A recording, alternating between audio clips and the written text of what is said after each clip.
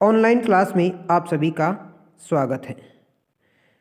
मैं Dharmnarayan Vaishnav, assistant professor zoology, Shri Pratap Singh Barhat, राजकीय महाविद्यालय शाहपुरा भीलवाड़ा। आज हम कॉन्टिनेंटल ड्रिफ्ट यानी महाद्वीपीय विस्थापन क्या है इसके बारे में अध्ययन करेंगे। ये BSc first year paper first diversity of animals and evolution book का टॉपिक है।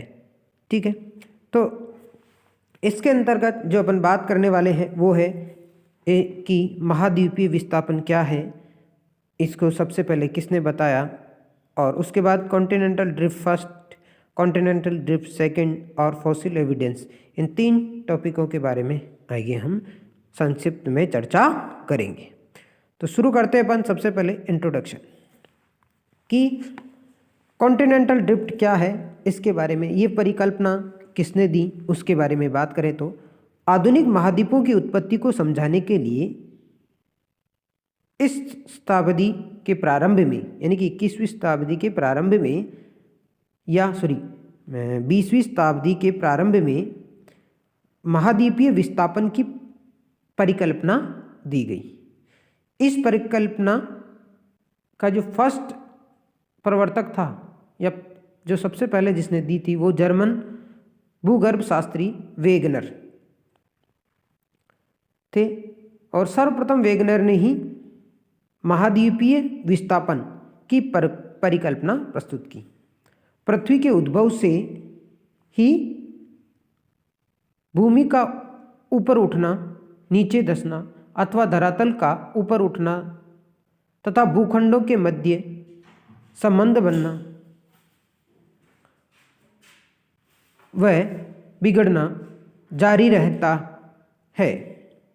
इन्हीं कारणों से उत्तरी व दक्षिणी अमेरिका के बीच पनामा भूसंधि का तथा एशिया व उत्तरी अमेरिका के बीच बेरिंग जल संधि का विकास हुआ। यही नहीं, आधुनिक मध्य भारत के स्थान पर किसी समय 33 सागर था। ठीक है,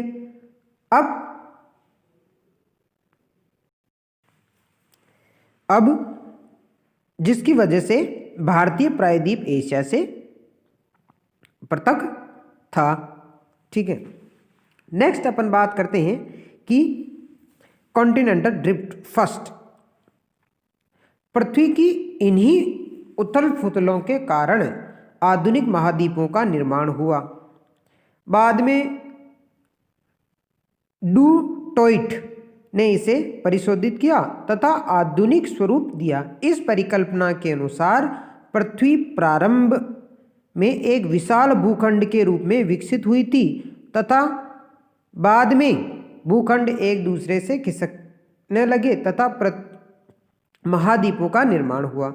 डू टॉइट के अनुसार पेलियोजोइक पीरियड में तथा मीसोजोइक पीरियड में पेलियोजोइक तथा मीसोजोइक पीरियड तक पृथ्वी पर केवल 2 ही महाभूखंड थे। कौन सा? पहला गोंडवाना तथा लोरेशिया, जो कि आपको इस डायग्राम में बता रखा है। 2 ही भूखंड थे, एक गोंडवाना और दूसरा लोरेशिया। ठीक है, ये दोनों भूखंड आपस में एक दूसरे से जुड़े हुए थे। गोंडवाना क्षेत्र दक्षिणी ध्रुव के मध्य में, ये वाला, तथा लोरेशिया भूमध्य रेखा तथा उत्तरी ध्रुव तक फैला हुआ था। क्रिस्टेशियन पीरियड में ये भूखंड टुकड़ों में टूट गए तथा धीरे धीरे एक दूसरे से दूर विस्थापित हो गए। इस तरह विस्थापन द्वारा महाद्वीपों का निर्माण हुआ और गोंडवाना भूखंड से दक्षिणी महाद्वीप जैसे अफ्रीका, साउथ अमेरिका, ऑस्ट्रेलिया तथा अंटार्कटिका का निर्माण हुआ। इसके अलावा अरब, भारतीय प्रायद्वीप, मुख्य पैसिफिक द्वीप जैसे मेडागास्कर तथा न्यूजीलैंड का निर्माण हुआ। जबकि लॉरेशिया से उत्तरी अमेरिका और यूरेशिया का निर्माण हुआ।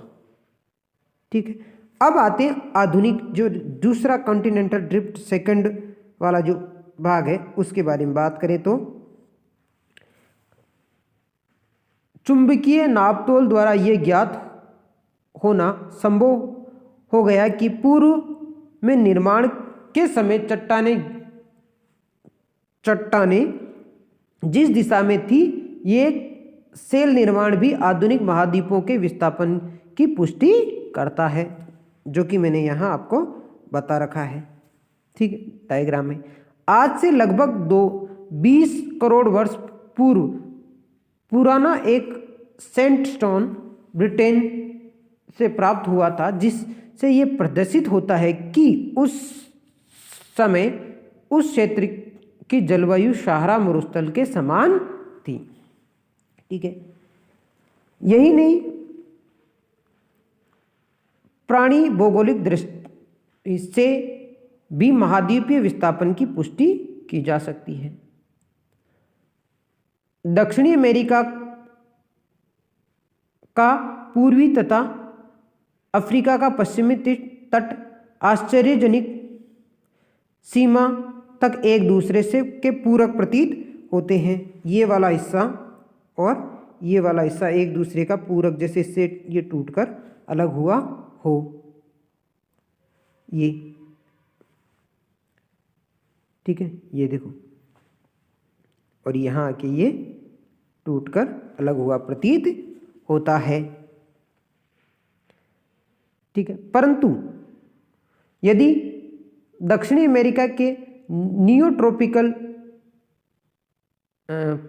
फोना की तुलना अफ्रीकी फोना से की जाए तो इनमें कोई समानता दिखाई नहीं देती।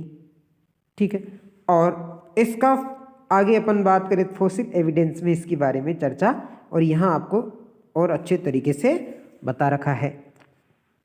ठीक है, जैसे कपी, एंटीलोप, जिराफ, मार्सुपिलियस एनिमल्स जो कि किसी एक क्षेत्र में मिलते हैं, वे दूसरे क्षेत्र में कभी नहीं थे, परंतु यह विभिन्नताएं केवल उन्हीं प्राणियों तक सीमित है जिनका उदय जुरासिक काल से पूर्व हुआ या जुरासिक पीरियड से पूर्व हुआ था। इससे पूर्व ट्राइसिक काल के जंतुओं में विशेषकर मेमल्स समान थीरेसिड की विभिन्न जातियों में इनकी अधिक समानता है। दोनों में अनेक वंश एक समान है। ये लगभग निश्चित है कि कम से कम उत्तरी अमेरिका के द्वारा तो ये प्राणी दक्षिणी अमेरिका में नहीं पहुँचे। आधुनिक फिशिस वर्ग के गण ऑस्ट्रियोफिस के प्रजनक आदिम अलवणीय फिशिस कारासिन का दोनों महाद्वीपों में वितरण बहुत महत्वपूर्ण है। दोनों महाद्वीपों में वितरण बहुत महत्वपूर्ण है। उत्तरी गोलार्ध में भी अनेक फॉसिल, उत्तरी गोलार्ध में भी इनके फॉसिल नहीं पाए जाते। अतः अब केवल एक ही विकल्प शेष रह जाता है कि जुरासिक पीरियड के आरंभ तक दक्षिणी अमेरिका व अफ्रीका को मिलाकर एक बड़ा भूखंड पाया जाता था, जो धीरे धीरे कॉन्टिनेंटल ड्रिफ्ट के कारण एक दूसरे से पृथक हो गया। ठीक है, ये वाला जो पोर्शन आपको दिख रहा है, ये एक ही भूखंड था पूरा, पर धीरे धीरे कॉन्टिनेंटल ड्रिफ्ट के कारण एक दूसरे से अलग हो गया। ये बात और ये बात इससे सिद्ध होती है। महाद्वीपीय विस्थापन के जो प्रमाण है, कुछ महाद्वीपों में एक ही प्रकार के जीवाश्म पाए जाते हैं, जो कि यहाँ दोनों में है। ये तब उद्भव हुए होंगे जब ये महाद्वीप एक दूसरे से जुड़े हुए थे। ठीक है, इस तरीके से एक छोटा सा टॉपिक था जो अपना ख़त्म हुआ।